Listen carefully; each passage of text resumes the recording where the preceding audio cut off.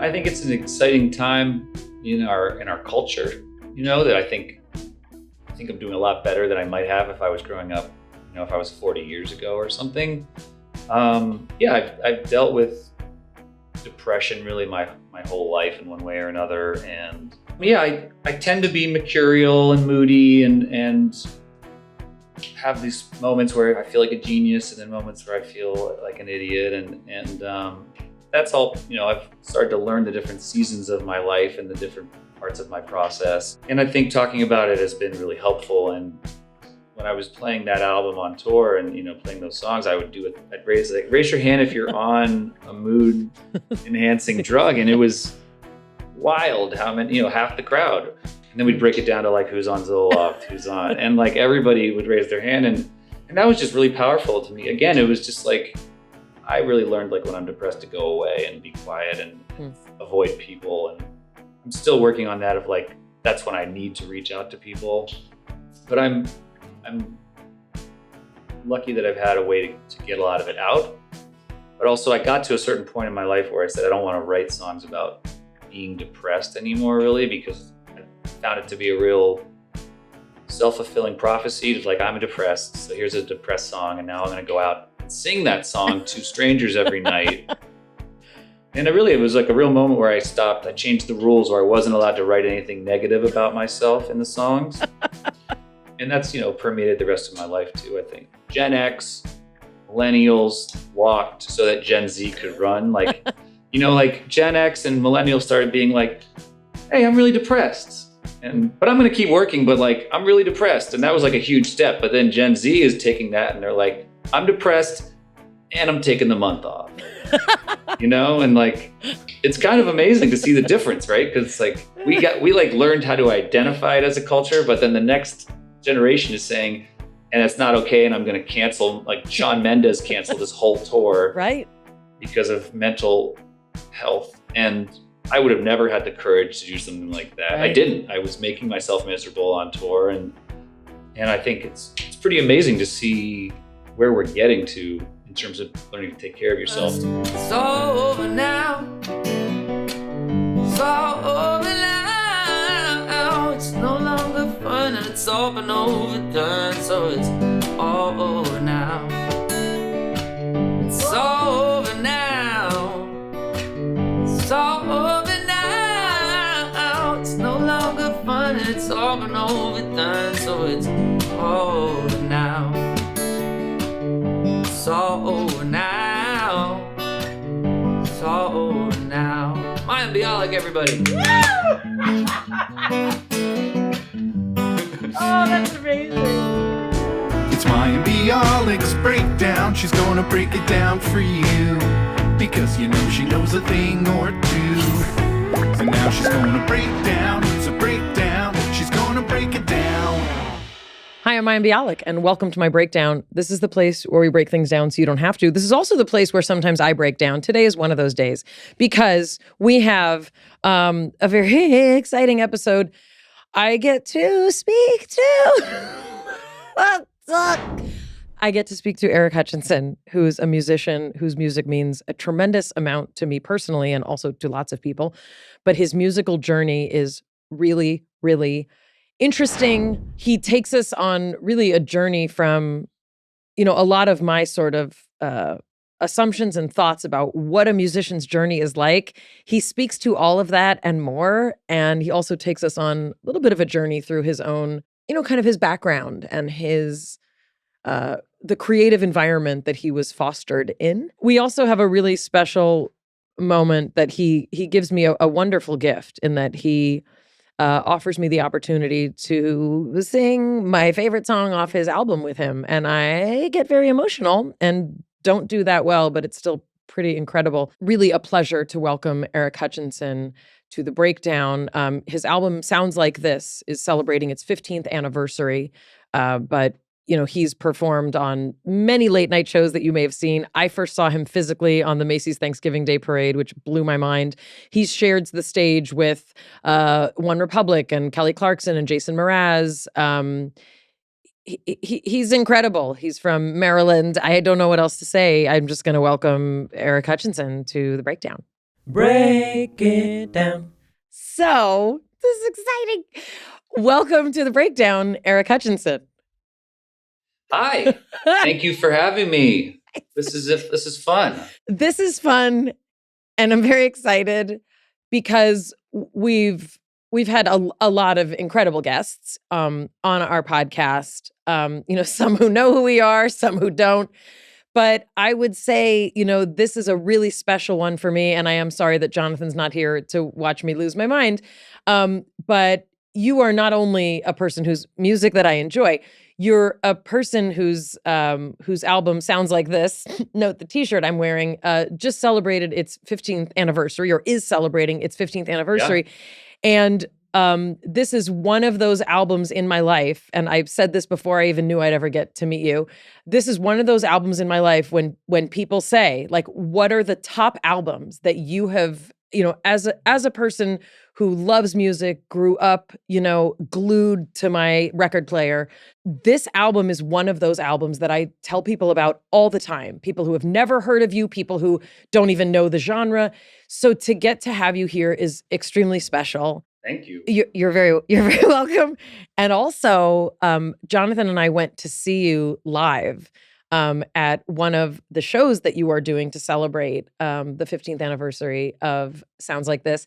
And I think it was like my first time, out in a venue since COVID, and, seeing live music and being also in a community of people who are so dialed in to your music, your album, and your vibe. It was really, really special. And so it's exceptional to have you here, and I'm going to try to be a normal person.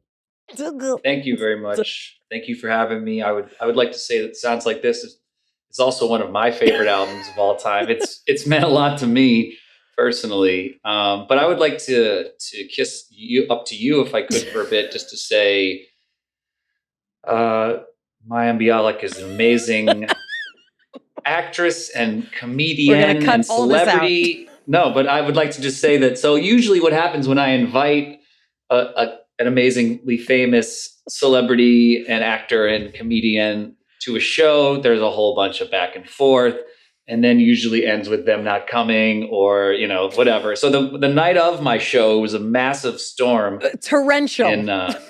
Torrential storm. There was flooding, all kind, biblical stuff going on in California. And I started having other people cancel on me. And I think the day before you'd said, like, oh, my kids are sick, which usually also people will do. And then they say, I left sick children at home for you. But I can't tell you how many texts, I'm not going to name names, but over the years of people that have been, oh, my kids are sick, I can't make it tonight. And so you said, my kids are sick. And then usually it says after that, I'm not going to make it. But you said, my kids are sick, I'm coming.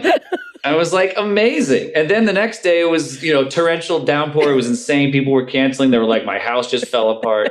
And you said, I'm still coming. And I said, amazing. And I was like, I would love to meet you afterwards. Which I've also done a lot. And people say, yeah, sure, definitely. Oops, I left. And then you came backstage and we had a nice, little moment in photo op, and I got to meet you and Jonathan. And then I said, hey, can we exchange information? And you said, yeah, totally. And then at that point, usually people ghost after that. But you didn't. And now we've been texting each other and becoming pen pals. And all this to say, it's nice to connect with you. And I'm so happy to be here. And I feel like I've known you for a long time. I told you my family members have been saying that they think we look related. We do all look alike. I've heard that before. Yeah. So, yeah, and it is kind of it's a funny story that the way that I found out about this show was that you posted that you knew that Mayim Bialik lives in LA and is a huge fan, because I've posted about your music, I think more than once. And so this message, it was like a message in a bottle, and several people were like, Eric Hutchinson posted a message to you. And so that's literally how I found out about this show. And it was a crazy. It was when we had all of these ridiculous rains that had been going on really for weeks. I had spent the day with Jonathan and Jonathan's brother, who was visiting from out of town, and we had a big outing, and it was like this crazy day. And the outing we had was in the South Bay, where it was not raining. And I thought, well, maybe it'll be clear for Eric's concert tonight. But we drove back up into LA, and it was not. And yeah, I literally had sick children, and it was like, they weren't, I don't want to sound like a negligent parent, and you're a parent, you get it. But I was like, this concert needs to happen, children. So like everybody's going to be okay. And mama's going to put on a skirt and lipstick. And I did. And I went out, and it was a very special concert. So, you know, you're doing something for the 15th anniversary of this album in that you are playing it in its entirety. I am. And you know, one of the things about kids today, they have a very different sense of music, and it's often individual songs, or it's even snippets of songs, or it's sometimes 6 seconds of a song. And one of the things that is special to me about Sounds Like This is it's an album, in my opinion, that does need to be listened to in its entirety in order. I know all the transitions between the songs, and the albums that most resonate with me that I feel that way about are typically, interestingly, some of your influences. So, you know, you list people like Stevie Wonder, the Beatles, Paul Simon, Michael Jackson, and these are people who created music at a time when it was about the musical experience. You know, there's a reason that people listen to Pink Floyd's, you know, The Wall, like in its experience, because it's like a thing. So talk a little bit about, you know, what it means to you to, let's say, create an album that you order in a very specific way and then really want people to hear it even 15 years later in that entirety. Yeah, great question. I mean, yeah, I was raised on records especially, and then CDs where it got easier to skip. And that's what the kids call it these days. You and I used to say like, oh, it's just a great album. But now the kids, the highest compliment from the kids is no skips. Your album's a no skips, which is very nice. But yeah, I've always been really obsessed and curious with how an album can be structured and, you know, what it lays out. And even to the point where even I'm about to print this album for the first time on vinyl. Ever, but I actually have a video that I just found of me and my producer making the record, and we're showing when it is eventually put on vinyl, here's why it's set up the way it is, because like rock and roll ends the first side and then O starts the second side, and like it was all so I mean, I don't know, if you go back to all my favorite albums, whether it is the Beatles or, I mean, I think kind of the best vinyl album of all time is Rumors by Fleetwood Mac. And but if you look at all those albums back in the 70s, especially, they have a huge song that ends the first side, and they have a huge song at like track 6. So like you don't lose momentum. And I've experimented with all different types of ways over the years, you know, as the medium has changed. I read this article where it was just like, if you want people to listen to your songs, it has to be the first 3 songs or no one's going to bother. And so, but then you never know. I have put out an album a few years ago, and I put this really big epic song at the end of the album, and it only really came out on Spotify, and that is the song people have found somehow, and they still have listened to it the most, even though it's the last one. So who knows, really? Well, I feel like I know, because I know this album. I feel like I know your album better than you. But it is possible. One of the really special things, and I encourage everyone who is listening or watching us right now to listen to Sounds Like This from start to finish.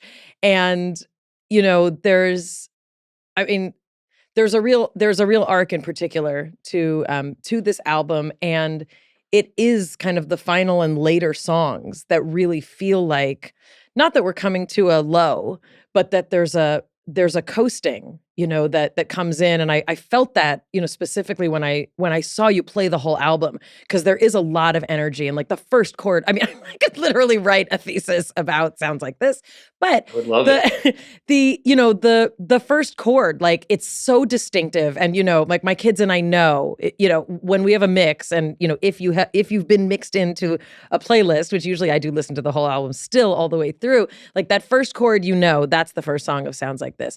But, you know, there's a real distinctive kind of storytelling arc also. And, for me, it's so worth it, to get to the end. And I feel that way about a lot of great music. There's powerful, there's powerful with the Beatles, especially. There's powerful hits on every album, but there's also, these gems that you really have to kind of go the distance for musically. The Beatles were like religion in my house growing up, and my parents got a really expensive early CD player that had like a manual push door and stuff. I can't imagine what they paid for it, but they got it because all the Beatles albums had been released on CD. And for a while, we just had a CD player and the entire Beatles catalog and nothing else, truly.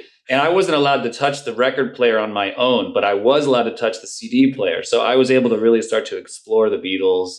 And they just, like I said, my mom used to quiz me on which Beatle was singing which song. And it was just very personal. And now I have a 4.5-year-old daughter, and she is just starting to get into them. Mm-hmm. And I mean, like I said, it feels as important as like teaching familial traditions and religion and things like that, where it's like, oh, this is the thing that feels so connected to my youth.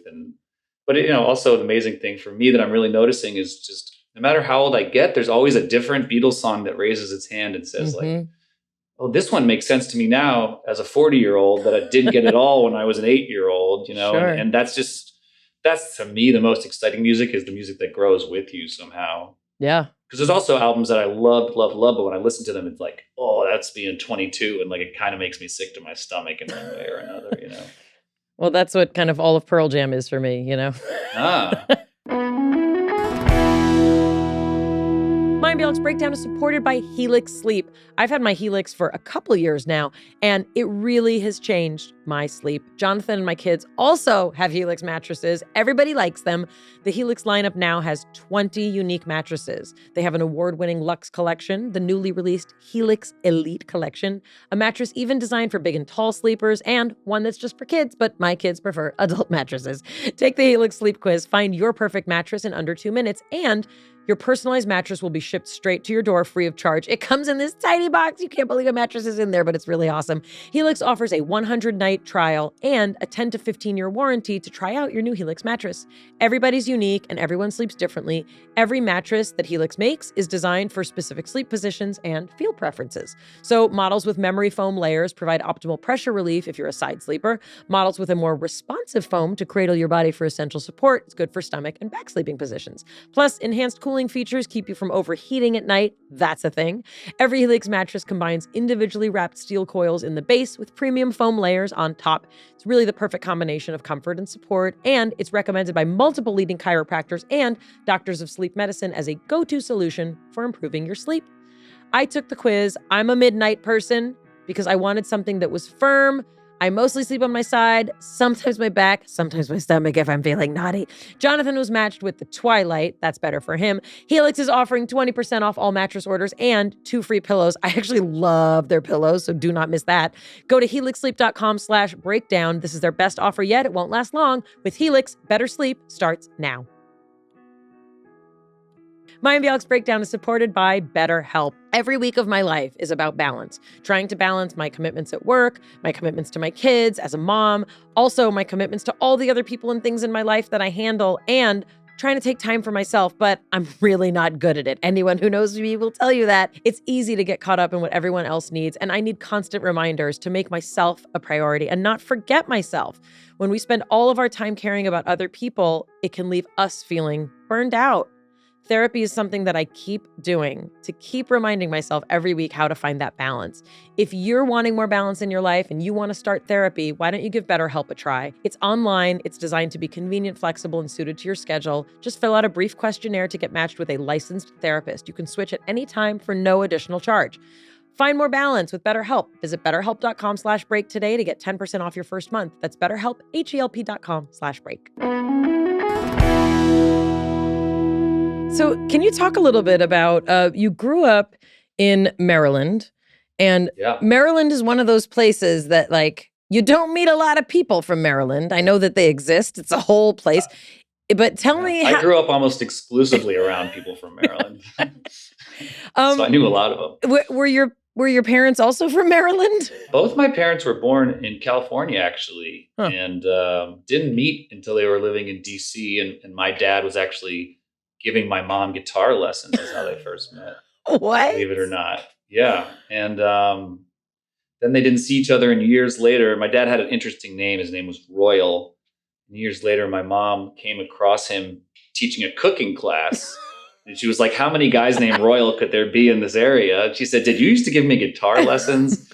And he said, yes. And then they started dating shortly after. And then I grew up outside of DC in Maryland, right on the border. So it was an interesting place. You know, I was in a suburb. It was a very hippie kind of Berkeley-esque kind of suburb called Tacoma Park, which was like, my neighbors were all Bernie Bros before Bernie Bros existed. Got it. And but we were right there on the cusp of DC, so we had a lot of influence from that and a lot of international influences and different things. So it was a really special place to grow up, and I really appreciate it more the older I get. What did your parents do? I mean, I want to know if your dad was a guitarist, cooking teacher as an adult. Yeah, my dad was he had many lives, and when I was growing up, he was a contractor for construction jobs. He was doing mainly renovations and additions and new housing and stuff. And then he switched jobs in the middle of my life and his life, I guess, really. And he went back to school and got his master's and ended up becoming like a graphic designer and, wow. and working on websites and things. He had a very interesting life. And I've tried to blow up my own life and career so many times.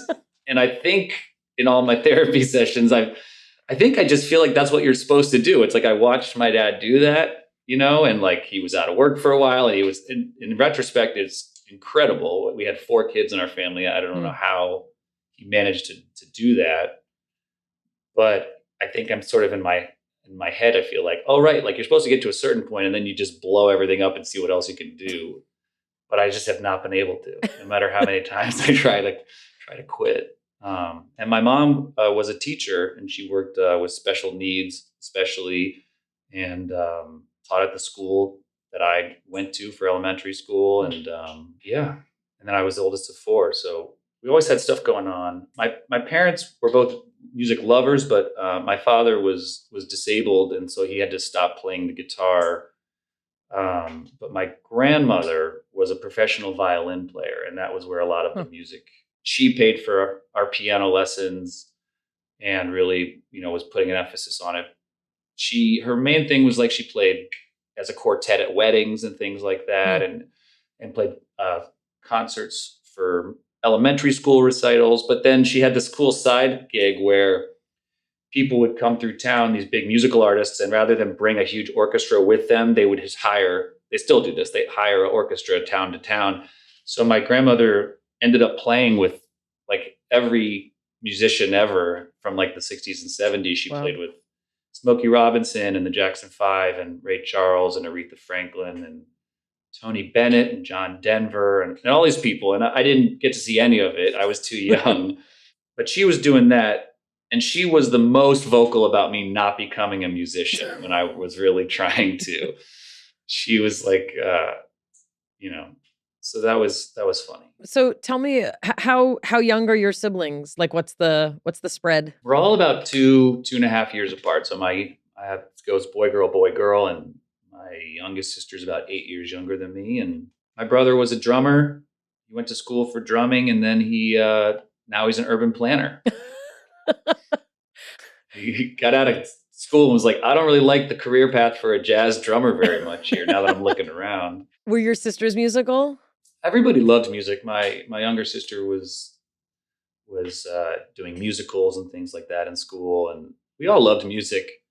But even recently, my brother told me, he's like, I don't know if I would have gone into music if you had, because my brother and I played together a lot. You know, I was we were Hanson before Hanson existed. And we looked exactly like them. And I cut my hair like 2 weeks before Hanson came out. And it was like the biggest gift ever, because nobody ever compared me to them. But not that there's anything wrong with Hanson. But so we played a bunch together. But he just recently, this really stuck with me. He was just like, I don't know if I would have gone into music if you hadn't been so into it. seeing the influence of the oldest or whoever the oldest child is, whatever situation it is really interesting of how much they set the tone. And understanding a lot of that stuff has been informative to me in my adult life for sure. But yeah, my brother and I used to play in some different bands early on. But then when he got into jazz and stuff, I felt like it was a little, too cool for Too cool for school. Too cool for sensitive singer-songwriters. Can you talk a little bit about sort of the climate of the way you grew up? You mentioned your dad, who he had a form of muscular dystrophy. Is that correct? That is correct. Yeah. Is he still with us? Just so I can be appropriate. No, he passed away. I guess about 4 years now. Okay. But yeah, it's I've written and written songs and essays and things about him and tried to spread the word. He had myotonic muscular dystrophy, which is it's a pain in the ass. It's not a good one. And but I've spent a lot of my adult years unpacking what that meant for our family and for me. And but yeah, he never wanted to be defined by that, so he kept going. He kept doing things. But that it obviously that kind of thing, it can hang, over a family in different ways. Do you remember did you experience either his struggles or did you kind of have your own around it as a teenager in particular? I guess I'm curious. Yeah, I mean, he was diagnosed when he was about 40, but he didn't, it's sort of degenerative. So it looks a lot like, from the outside, it looks a lot like MS or something like that, or a lot of times people just thought he was drunk. Like his motor skills were off. He had balance issues. He couldn't use his hands, or like he was losing the ability to speak. So if somebody spotted him, they'd just be like, "Oh, this drunk guy stumbled into this wedding here," or something. And I was like, "No, actually, that's my dad." But yeah, I think it was very effective on my family, and we just didn't really talk about it. I've since gotten involved with this great organization, myotonic.org, and I just wish the internet had been what it was, and that we'd had a community of people to try to connect with, because growing up, it just felt like he was the only person in the world that had something like this. And we didn't really understand it, but we knew he was different, and we knew he just looked different, and he was weak and, physically weak. And there was a chance, it's a hereditary disease. So actually there was a chance that all of my brothers and sisters might have it. And that was really in my head pretty early on. And I sort of just assumed I would. So there was a lot of worrying you're turning into your parents, but also like what also comes along with that is like, and then as music became my livelihood and things, it was sort of, okay, is there going to be a point where I have to stop all of this? And eventually a while back, I started going through the process of getting genetically tested, and I do not have it. It's a very small chance, but actually all four of my siblings, all of us have nobody inherited the gene, which is I think like a 4% chance or something like that. And so that's been taking some time to get used to too, because I sort of just grew up assuming one thing, and it's been different. But I've tried really hard to talk openly about it and sing about it, and mainly what I've learned is everybody's got something like this in their family, and we sort of push it aside or don't talk about it. And, it can be very triggering for me when I'm out and I see somebody with a disabled person in their family or something, and they're trying to just get by. And I just remember the feeling of everyone's just trying to make it not a thing and not a big deal. And we're just trying to act normal, but everybody is not used to you. So yeah, I could spend the whole podcast talking about it, but we can wrap it up. But I appreciate you asking, because it's, like the way I'm talking about it now, like I could not have actively done, I don't know, 6 years ago, 7 years ago. I didn't even know. I didn't have the language. I didn't have the understanding. And so it was a really big point in my life to sort of say, I'm going to stop avoiding the monster in the closet and actually start to learn about what this disease is. And so that was important. Yeah, and I'm obviously interested in all aspects of this, but I wonder if you can talk a little bit about, what you just said. I think is something really relatable. Like we have many points in our lives where we get to say, like, I want to do this different, whatever this is, whether it's a relationship or, a pattern. For me, I've recently been trying to overhaul a little bit of kind of how I spend my evenings, because I thought you just like work, eat, watch TV until you fall asleep, and then imagine that you're going to feel great every morning. And apparently that's not a thing. So I wonder if you can speak a little bit to what was it? I mean, I know you said your daughter is 4.5. So I'm like, in my mind, I'm like, it's when he got married. He decided to do it. But I don't know when you got, maybe you're not. I mean, I have no idea. It may have nothing to do with it. Was there something in particular that made you say, like, I'm going to do this different? I think that's what was funny. Like, I'd been in therapy for years. And then one day I casually mentioned that my dad was disabled, like years into therapy. Like, it hadn't even occurred to me to mention it. And my therapist was like, wait, what? Let's back up a little bit. Like, this would have been good to know for the last 5 years while we've been talking. Like, I was like, oh yeah, my dad's disabled and I might have the gene. I don't know. But anyway, can we get back to stressful traffic, or whatever? So I think really what came to a head was I could just feel the anxiety that it was creating in my life of like this ticking time bomb of, I don't know anything about this thing and I might have it. And I don't really know what it is, but I'm just trying to avoid it because, to my dad's credit, he really tried to avoid having it define his life. But the downside of that was that my family didn't really talk about it or really know much about it. My dad didn't want to, that wasn't his thing. It was like he got into a bunch of other things. So I think I just came to a point where I was like, I need to know what's going on with me regardless. I think there'll be more power in that. But like, I remember just making the first phone call to try to find how to start the process of getting tested. Like, I didn't even know how to talk to the hospital operator. Like, I didn't even know what words I was using of like how to start the process. It was incredibly terrifying. And, at the end of this all was sort of, I'm going to go down this whole path just so I can get tested and get my positive result. So I'm like, I'm just going down this path of like changing my entire life. And yeah, so I think up until that point, I was not really that interested in having kids. And I don't necessarily think I did it to have kids, but once I got the negative result, it certainly changed how I felt.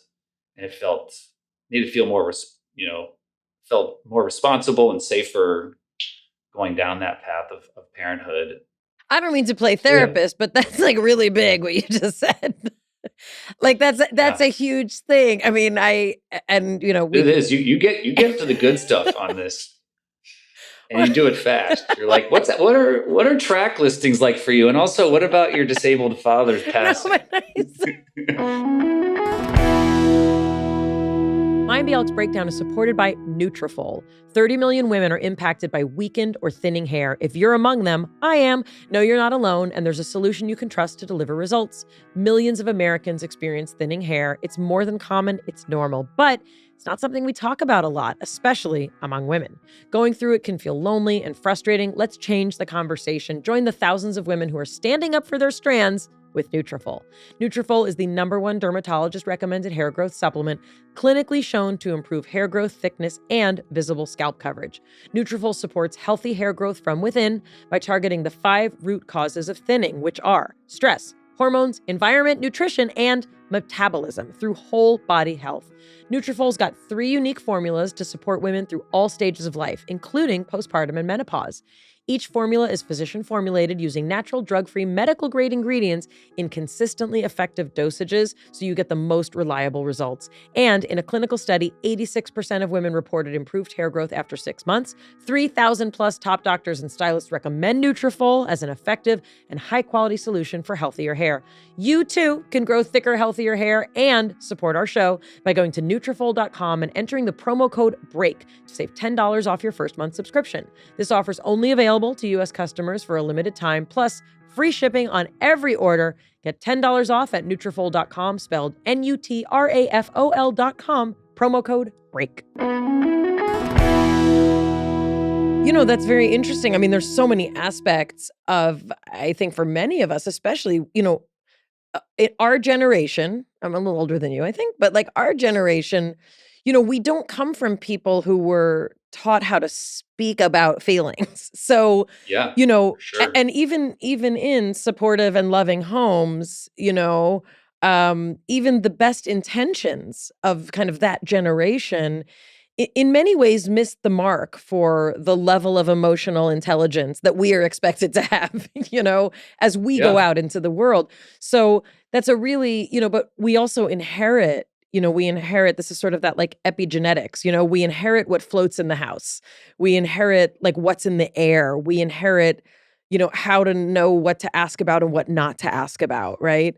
And you know, I'm often asked, you know, my father of blessed memory was a very complicated man, a frustrated artist, and you know, he himself, you know, would say like, I have demons. You know, he felt he had demons. You know, he had things that chased him and pursued him that he could not in this lifetime, you know, really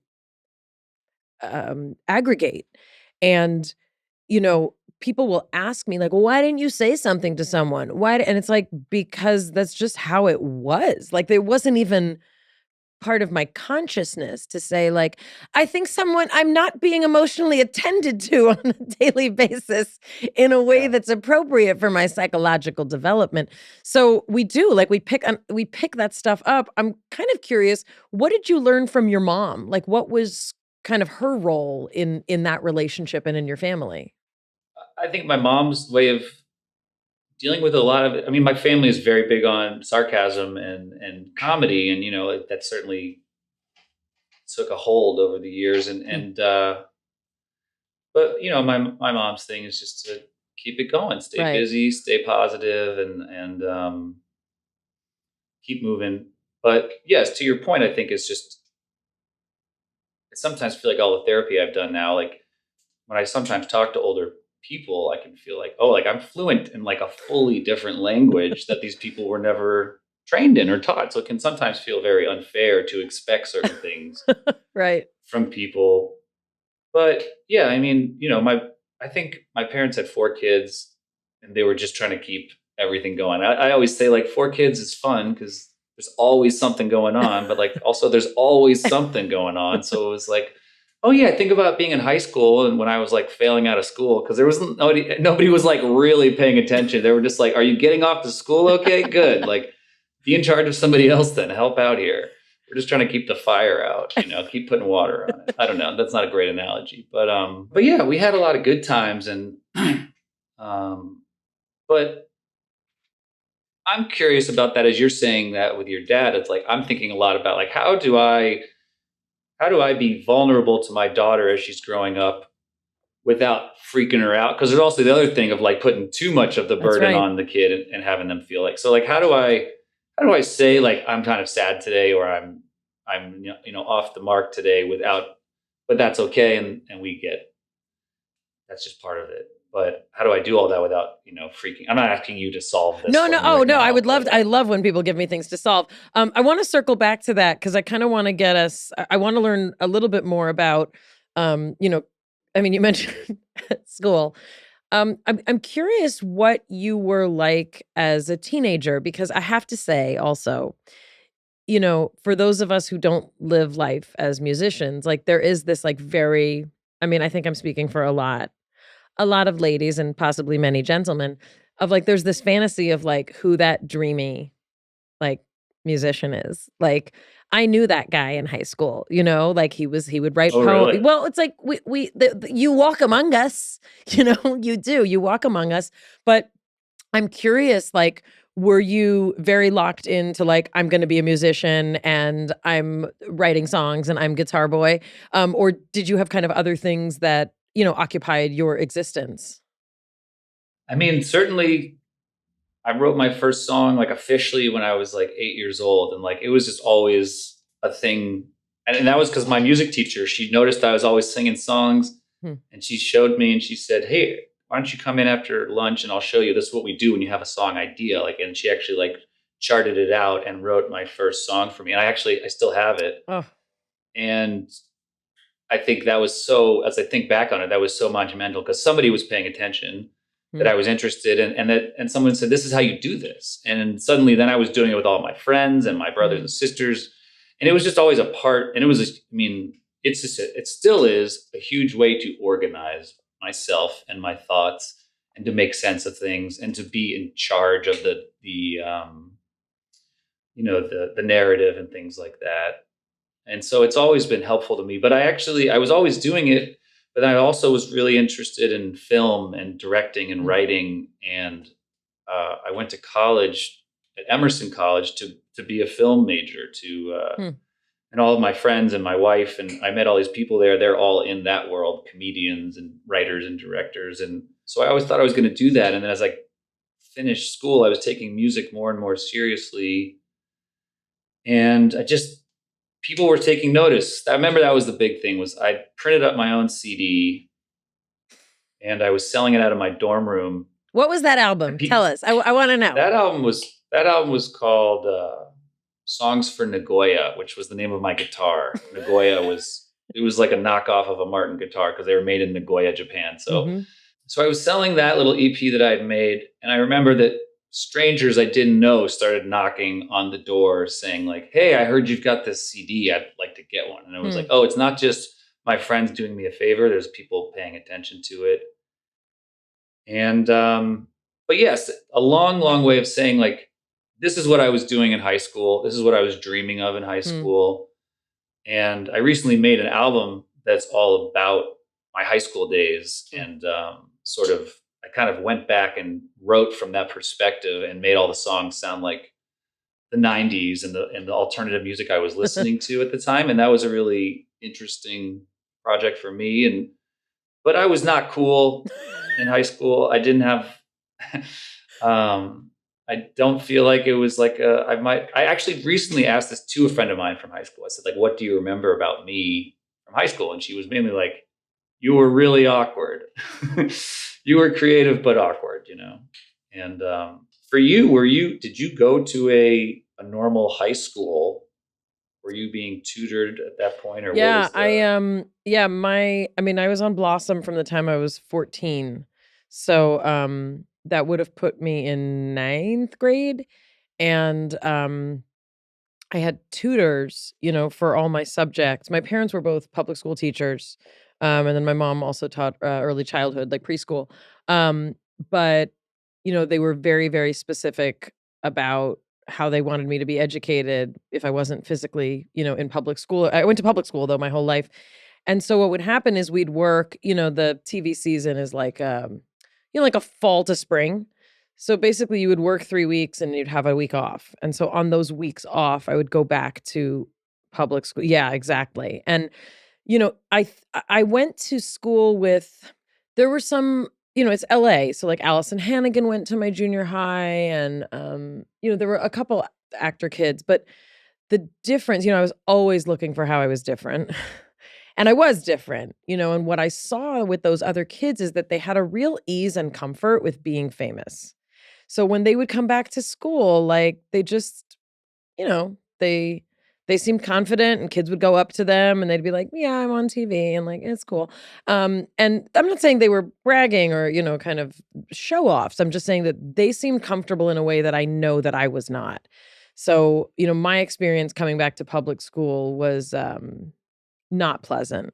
I was already strange. I was a trumpet player, which was, I was one of the only female trumpet players. And like, I was in chess club and like, I was not, I was strange, I had a very strange sense of humor. I definitely had friends, but at that age, girls were really getting into boys.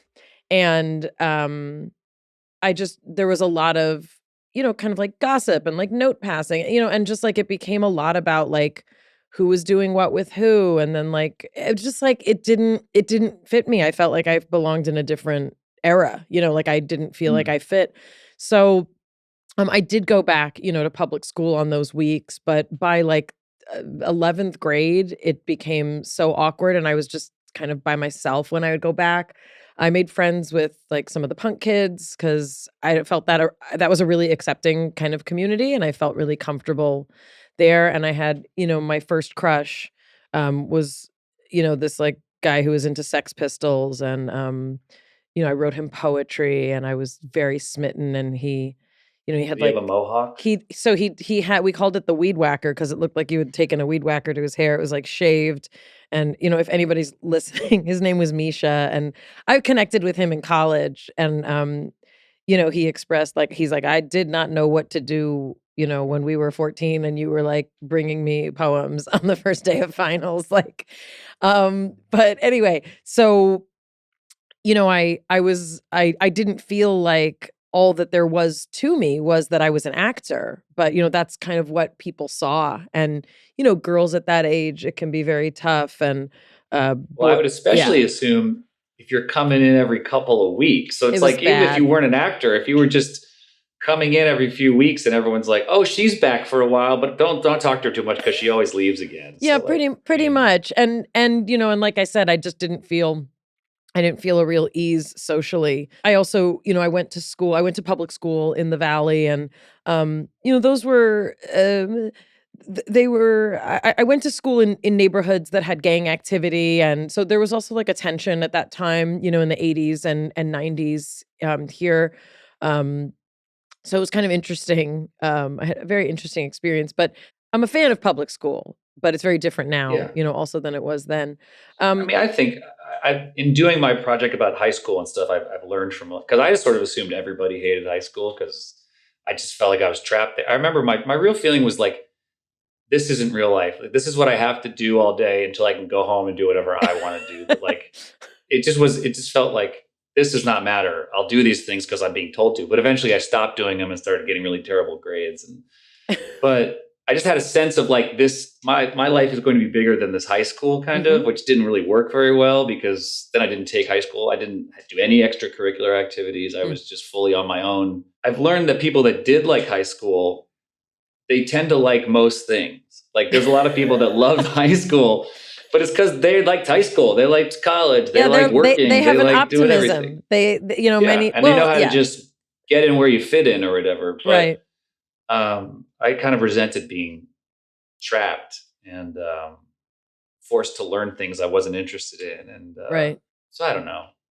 Well, so I'm curious. So after high school, you went to Emerson, and you had it sounds like a variety of kind of artistic, ventures and things that you were part of. But I'm most interested in the fact, and you talked about this at the show, that sounds like this. First of all, you were not signed with a label when that album was released. How did it come about? You also talked about like the album almost didn't make it. Like you were almost like, this is not working. Yeah. What's that moment? I've had a lot of them. Everybody, that's a question I get a lot is like, when did you know you made it? And I'm always my answer is like, I'm still waiting to feel like, okay, I got 2 feet on the ground, and it takes a lot of stepping back to be like, oh, I would quantify, because growing up, we talked about Stevie Wonder, the Beatles, Michael Jackson, Paul Simon, the top echelon, the ultra echelon. So aiming for that, even though I've gotten so much further than I could have ever hoped, I spent a lot of my life feeling like, my adult life being like, I didn't make it. Anyway, so I'd been doing music for a few years and I got signed to Maverick Records, which was Madonna's label. And I said goodbye to all my loser friends and everybody that had been holding me back because now I'd made it. I got signed to Maverick, and I went out there, and they gave me a tiny, even by today's standards, which is nothing, they gave me a really tiny advance to come join it. And I was like, this is amazing. Great. I'm signed to a label finally after all these years on the road. And I didn't notice that like all the walls of the place were on fire while I was getting signed. And a few weeks after I got signed and I was making my record and they were paying for it, and I was living out in LA and they were paying for it, I get a call from my manager who said, the label is folding. Ugh. And it's all going to be part of Warner Brothers, and Warner Brothers will decide who they want to keep, but that's going to take a while. So you can't stay in your hotel room after tonight. Everything's on hold and you need to go home. And it was devastating. It was devastating. And I went home, and my mom and dad were being nice enough to let me live with them when I wasn't on the road. And because I was traveling a ton, but then I was living with my parents, and I'm sure looking back on it, they must have been like, crap, this is the rest of our lives. It's just, he's living here as a musician. And so I went home, and eventually Warner Brothers decided they did not want to keep me on the label, but there was something in my contract where it's called pay or play, where they pretty much had to buy me out of the contract. So I got, for me, a very sizable check at the time, to go away. Okay, but emotionally, can you just like take a pause here? Because, as an actor, obviously, like my whole life is about being told no. Like, you're not this enough, you're not that enough. Like, no, no, no, no, no. But as a musician, I always have this vision that like there's a certain level of autonomy because you're literally creating your material, right? Meaning like you're going to create it. You're going to create it whether it goes on the air or not. Like you're a songwriter and a musician, even if no one hears it, right? Like I only exist when you put me in that little, box that you watch on television. But that sounds like I would want to crawl into a hole and not come out. Yeah, which is pretty much what I did. And to your point, I think when I really came down to it and I was like, am I going to do film or music? I think in the back of my head, know that like, if I want to make a film, I got to get 100 people together and all this. But it's like, if I want to make a song, at the very least, I can do that myself. And yeah. I do agree. It's a huge gift. I mean, that being said, you can talk to plenty of frustrated musicians. Oh, sure. Like, I wrote this song, but nobody will listen to it, or they have listened to it and they hate it. But so yes, I got dropped from this label, and I was at home licking my wounds, feeling really stupid and having to go talk to my loser friends again, make up with them, and living it with my parents. And I was just taking a good look around, being like, should I take this as a sign? Should I take this check I just got, and should I put a down payment on a nice house in Maryland? And should I, which is a great idea to do, by the way, or should I, should I use this to go to the next stage of my life? Because I think that was my chance and it didn't happen.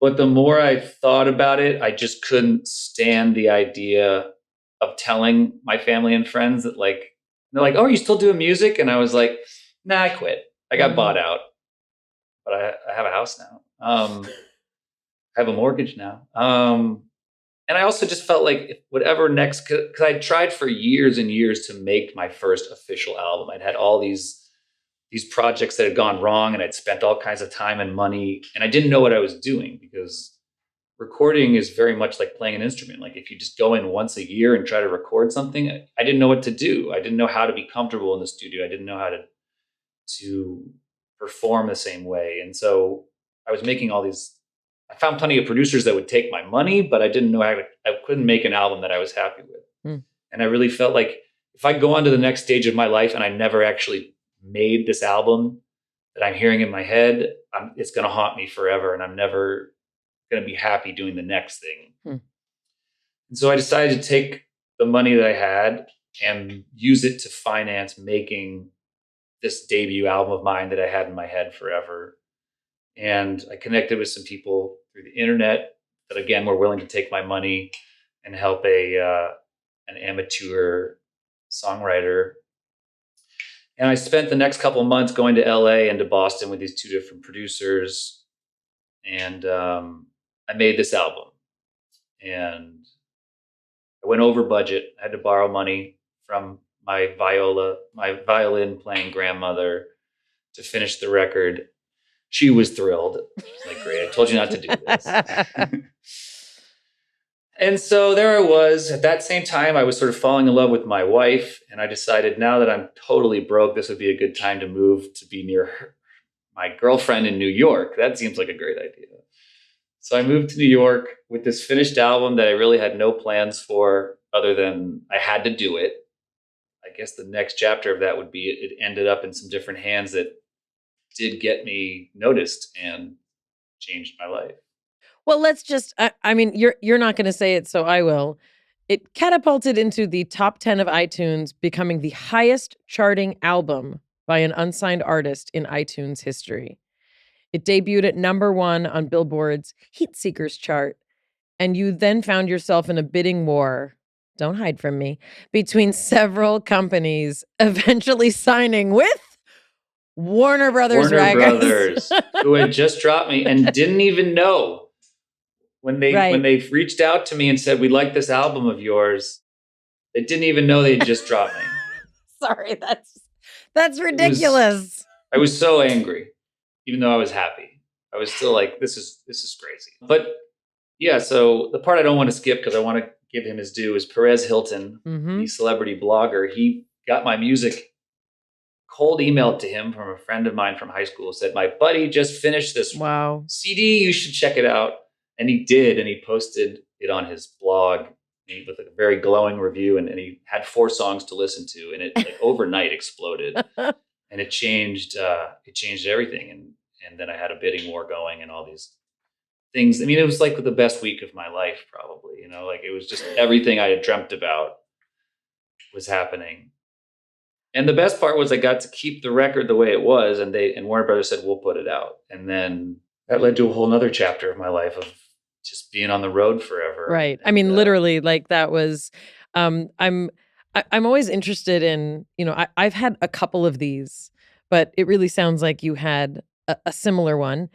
That moment when like everything changes and nothing can go back to the way it was. I mean, you're still you, and you go about all your things, but how many of those moments do you feel like you've had? I think like when Beaches came out, when I was 13, and that eventually led to like me having my own TV show, that literally was like that's why I had my own TV show, was because that movie, came out. So, that was like, that was a huge one. That kind of took me from, the family I came from and the story of, that part of my life into the next part of my life. And then, I think, the decision to leave the industry and like get a PhD and like that and become more of a science person. I don't think of that as that moment because people can't always go back. But I think being then cast in The Big Bang Theory, with an infant and a toddler when I had never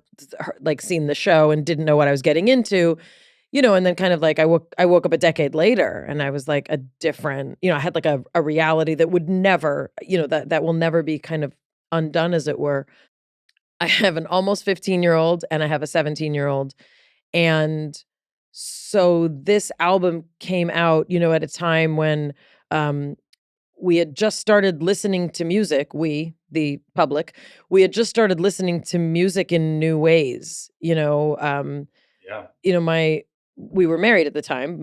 My ex-husband, though, he was kind of the outside world. When I had kids, there weren't smartphones, and it was just like me nursing for hours and like writing my thesis. And, it was a very, very, very different time in that like you didn't even sit with a computer. You just like sat and nursed your baby. And like I would like read a like mothering magazine, like that was the world. It was like the 1700s. Exactly. But no, when I think about music, it was at that time that, Mike, he would like go out into the world. He was, we were both in grad school at the time, and he brought back like Nico Case, and he brought back, Keen, and he brought back, he brought Eric Hutchinson.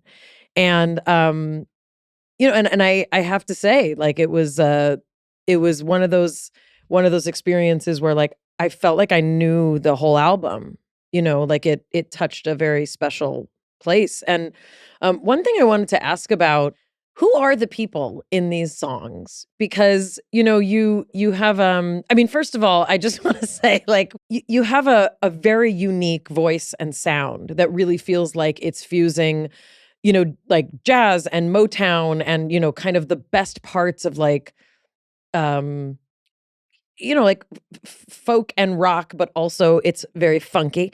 And, thank you.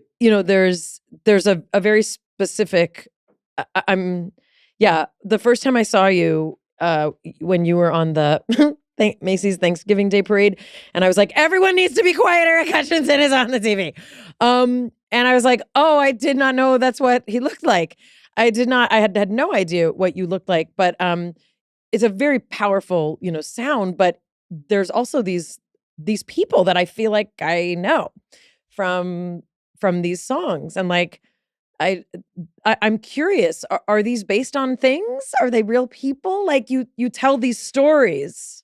Yeah, this album is very much autobiographical, and it's been interesting revisiting it. It does feel like a diary entry to me. It feels like I wrote it when I was in my 20s. It's right before, it came out right before I got together with my wife, and it's really about all of the failed relationships that I'd been in, and the frustration of trying to understand my place in the world, which is still kind of what I write about. And by the way, was what my first song when I was 8 years old was about also. It was about, the song was called Why, and it was just asking the big questions of life. But I mean, yes, there's a couple of different women that really inspired that record, who I've been considering inviting out to this tour because it feels somehow appropriate. Like there's humans out there who are like, song 5. I was part of song 5. Yeah. There's all the sad songs are about one person in particular, right. and a couple of the songs are I name a woman named Bernadette. Yep. Who is a real person and also a character on Big Bang Theory. And I remember when I was like, oh my gosh, there's a Bernadette in Eric Hutchinson's song. Yeah. But this album is very much what my life looked like at the time. I was a young man trying to figure out how to be an adult, and with a lot of, self blame and self shame. And that's what was funny to me, was writing these songs I was kind of beating up on myself in a lot of the songs, and disappointed with myself. And it was such a shock to me when people came to me and said, this album makes me so happy. Oh my God, I cleaned my house to this album. And I'm like, the song, you love the song where like my life is falling apart and I've destroyed this person's life with me. And yeah, that one's great. I vacuumed. They're not listening to the lyrics like I am Eric Hutchinson. No, I know, but it was an interesting mix. And the Beatles were great at that. There's a lot of people that I love that were great at mixing a melancholy lyric with like a really peppy melody. But it's been interesting. I think I said it on at the show you were at, but I didn't get to enjoy 15 years ago as much as I would have liked to. I was really caught up in things were happening for me, and I was just really caught up with what was coming next and where I would be next and how big I would be. And so a big part of why I wanted to play these shows again is I wanted to actually be present on stage and just appreciate whatever the crowd is and whoever's there. And that's been such a cool thing. And I'm sorry your kids couldn't come, because that has also been a thing I hadn't really planned on, but is people that bring their kids that are like 15 years old, and they say, these kids say to me like, your album was on all the time when I was growing up. I mean, there's so much depth to, look, as my kids, I think, get older. I mean, I've been holding back tears as you've been talking about this album now, because, I'm one of those people who, the musicians I most resonate with are people who are very deeply lyrical. I'm like an Elvis Costello person, and I'm a Bob Dylan person. And like, when you told your Beatles CD, the first time we got a CD changer, actually, Mike, my ex-husband, won it at a UCLA basketball game because he hit like a shot from like half court or something. Anyway, and that was one of the moments where your life changed forever. Exactly. We had a CD changer, but it was like, we never would have bought it, but it was this CD changer. And I just put all my Elvis Costello in there. And so that it was just Elvis Costello all the time, because I didn't own really many other CDs. I love Elvis Costello. Yeah. And I was really getting into his music when I was learning to play guitar. So like I pretty much learned how to play guitar playing all the early Elvis Costello albums and the Beatles. And he's a giant to me. And I've really tried to model my life, my career after what he's done, which is how much he's just chased whatever sounds interesting to him. I've always really respected that. Well, but I wanted to, especially kind of give a nod though to you as a lyricist, because the music is one thing, and it's very, very distinctive and awesome. And as I've talked about, my favorite bridge is from All Over Now, which is on this album. But, especially as we get later into the album, and we get to we get to It Hasn't Been Long Enough, and we get to Back to Where I Was, and You've Got You. And those three songs, I mean, these are painful songs. And Yeah. you spoke a little bit about, there's a line in this song that until I bought the music book, I don't typically look up lyrics. Like I go with, like, I learn the lyrics and I learn them Right. to the best of my ability. And there was this lyric, and I've thought, I can't be right. What's making you believe that the seventh time around is going to be different? And I was like, I have to be hearing this wrong. And when you talked about it at your show, I mean, I have this relationship exists in my universe. I don't know that I've gotten to 7, but you Yeah. literally spoke about a relationship that was you kept trying at it.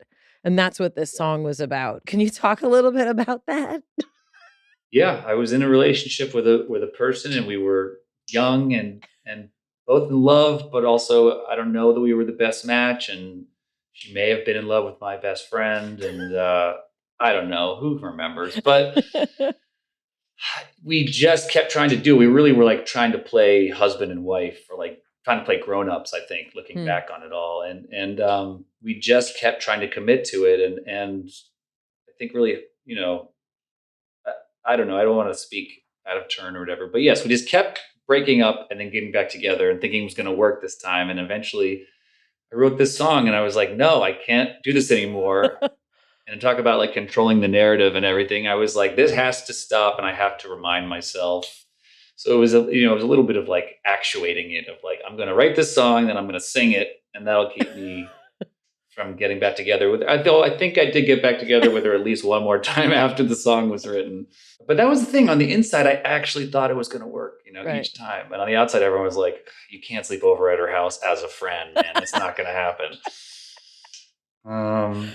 But yeah, there was it was confusing. I was always just such a romantic. I thought I was going to marry my 7th grade girl. I thought I was going to marry every single girl that was ever my girlfriend, because I was like, what's the point otherwise? Like, get married, you settle down, you make your life around it. So I think I heard a lot of people trying to do that and then freaking out.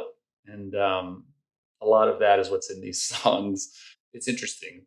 And that's one thing I have been mindful of talking about this stuff, is these are actual people out there Right. in the world. So I'm trying to be respectful of that, and that also they probably have a very different version of the stories to tell. Right. And but that part is true, that I told that story on stage. I was relearning that song. It hasn't been long enough, because I hadn't played it in a long time, and I was practicing it. And I picked up my phone after practicing it, and this person that we were talking about had just followed me on Instagram, like right then, like through the ether of the world, had somehow just followed me on Instagram, and we messaged a little bit, and yeah, now we're back together.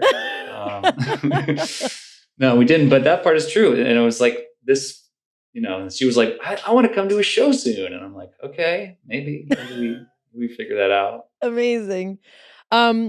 This is a satellite question that I'm asking on behalf of my children. They feel like you knew that the end of You've Got You sounds like Thriller. I did. They were I right. did know that.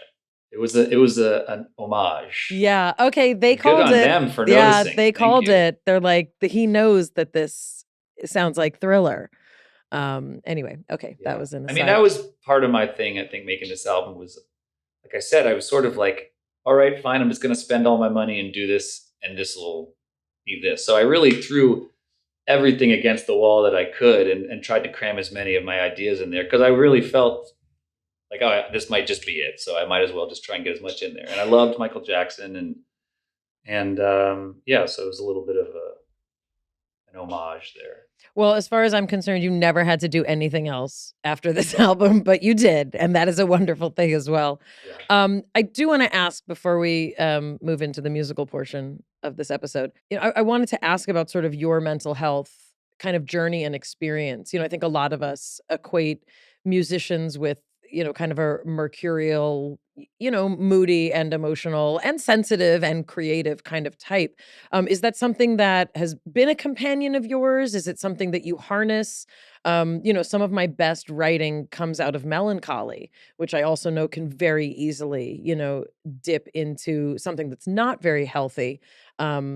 I usually play your songs when I'm sad, but I'm curious, where you kind of land as an artist in terms of your mental wellness. I think it's an exciting time in our culture.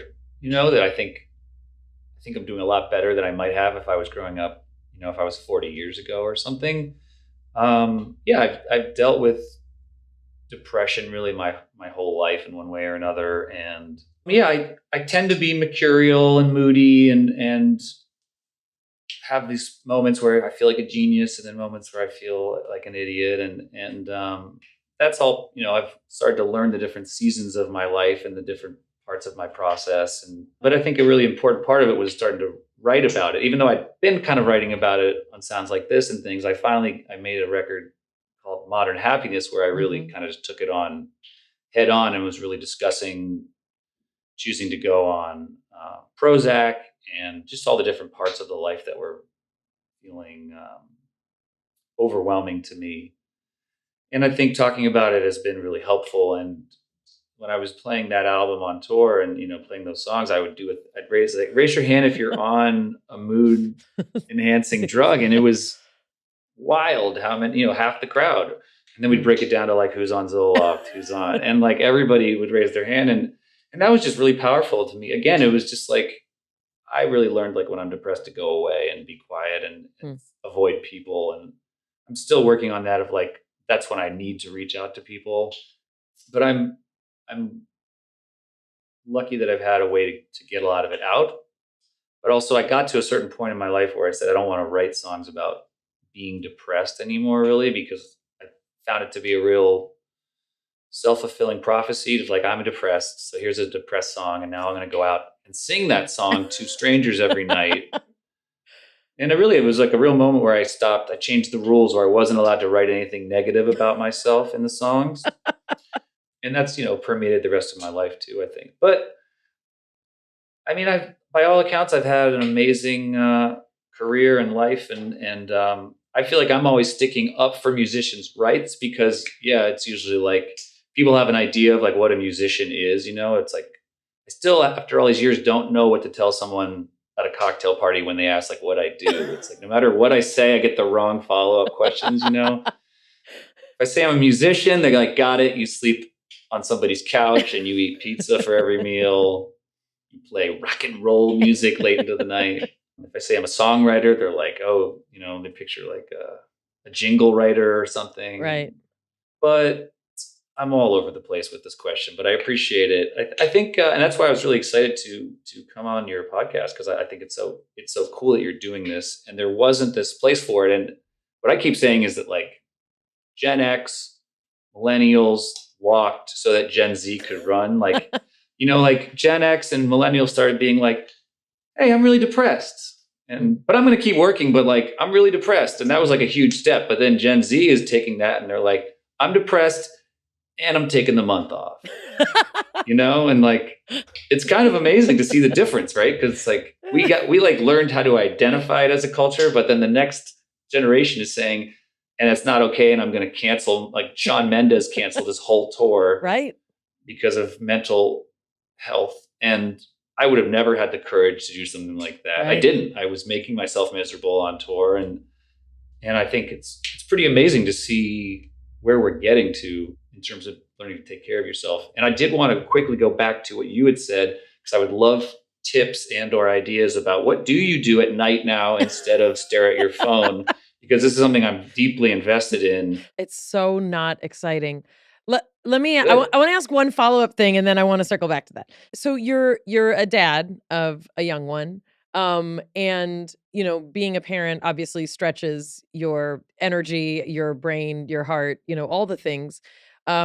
Is like what are outlets for you besides music? Like what is Eric Hutchinson like to do? Yeah, and that's actually a thing that I spent a lot of time struggling with, was when I made music my profession, I did take away some of the release that I used to get from it. Like I very rarely just sit down to play guitar just for the heck of it, like because it feels like work, unfortunately, and I get to enjoy it in different ways, but like it's it's hard for me to enjoy performing the same way. Right. Really, if I'm being honest, Mayim, what I love to do is eat all the time. I love dining. I love going to a restaurant with somebody and sitting there for 3 hours. And I've really had to admit to myself that like nothing matters more to me than that. And like on vacation, I'm like, if I don't have a good lunch, the whole day sucks. I don't care what we did afterwards. We went to the bottom of the Grand Canyon and the Eiffel Tower was down there. I don't care. I had like a peanut butter and jelly sandwich. So food really consumes me, and then I consume food. But that is really my release in a lot of different ways. But I love going to the movies, like actually going to the movies, you know, and escaping. And I've spent a lot of time. My wife and I have started making vision boards the last few years, and it's been interesting. I was always kind of like, I can't get this far down the thing. But what I've really started to find is it's more of like a projection for me of like, this is what I think I want my life to look like, and then a year later when we look at it, how did I do? Or wait, what you do actually it? wasn't Is it that like interesting. you do it like? Is it a physical one? Is it a virtual one? You make physical vision Wait, boards. I need to know about this. So wait, you like cut up magazines?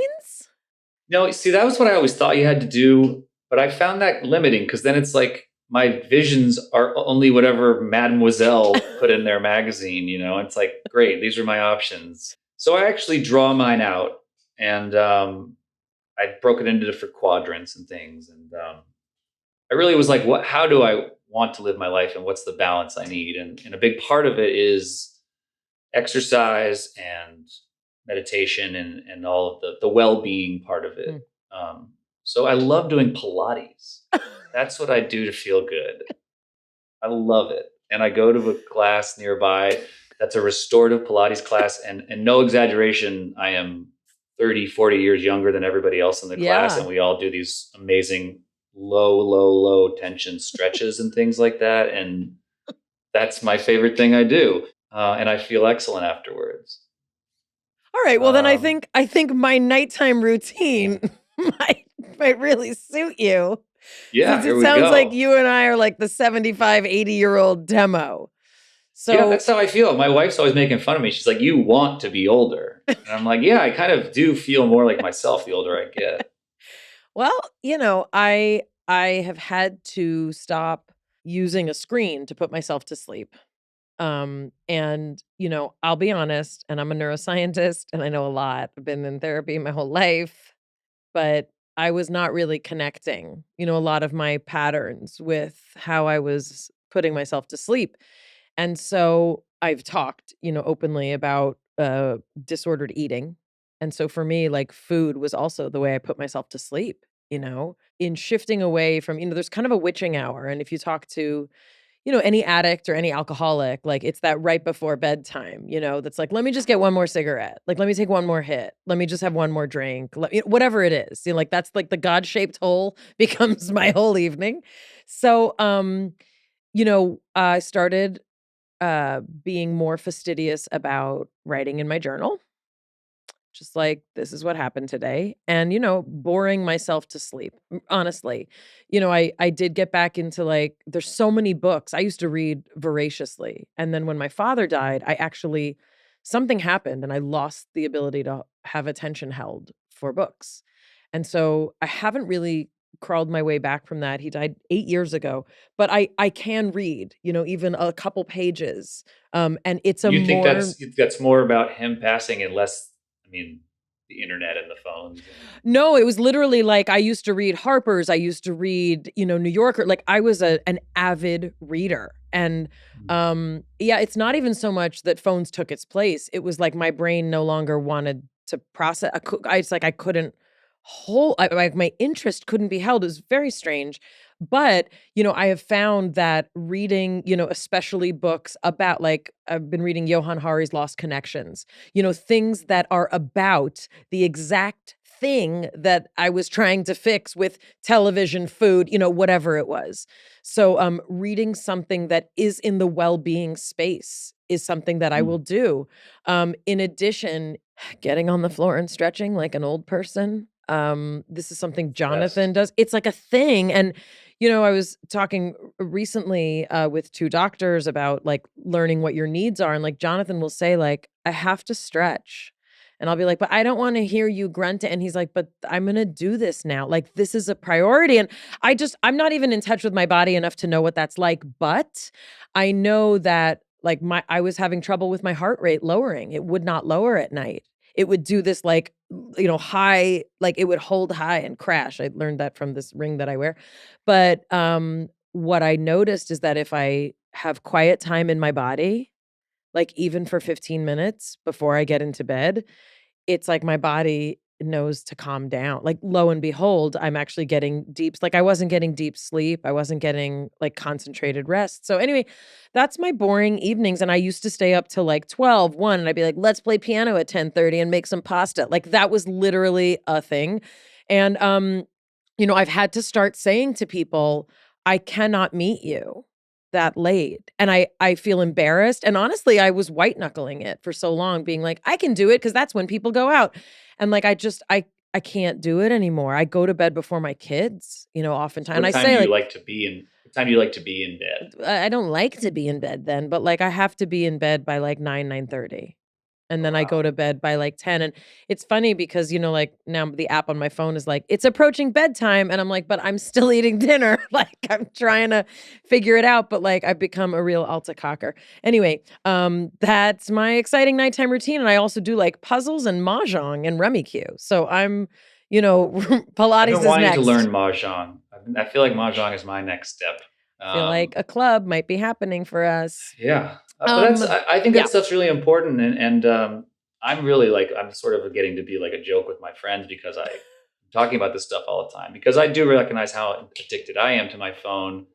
And also I've read something about how like, if you watch TV right before bed, you pretty much you have your own problems. Then now you're filling your head with everyone else's problems. Yeah, and fictional or real. And many people are like, it's fine, I'm fine. But once I started actually learning more about sleep and looking at those metrics, I was like, no, my brain is it's too activating. Like you can't watch Succession and then hope to sleep well.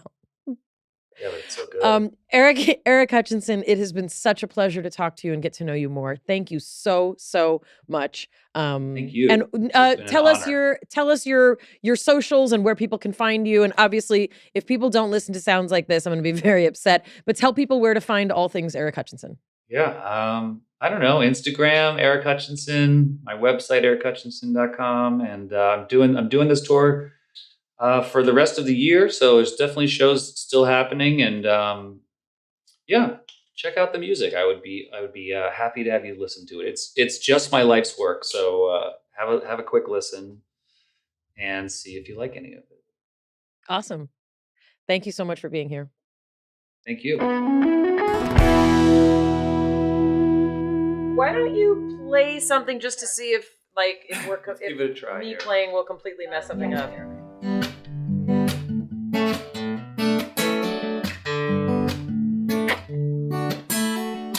It's all over now.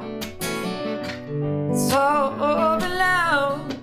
Yeah. It's no longer fun. Am I in time with you? Like, can you even hear what I'm playing or no? I could hear you. Right. I'm going to do what I usually do with my band and just pretend you're not there, and I'm just going to play whatever I need. I'll just be your backup pianist.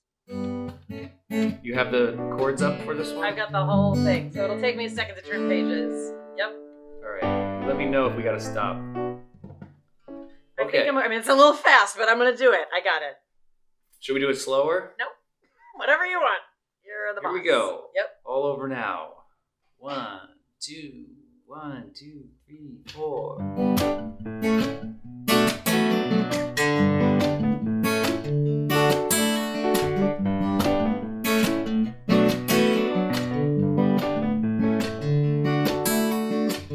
Call me crazy if you got it in you, but these people don't seem to mind.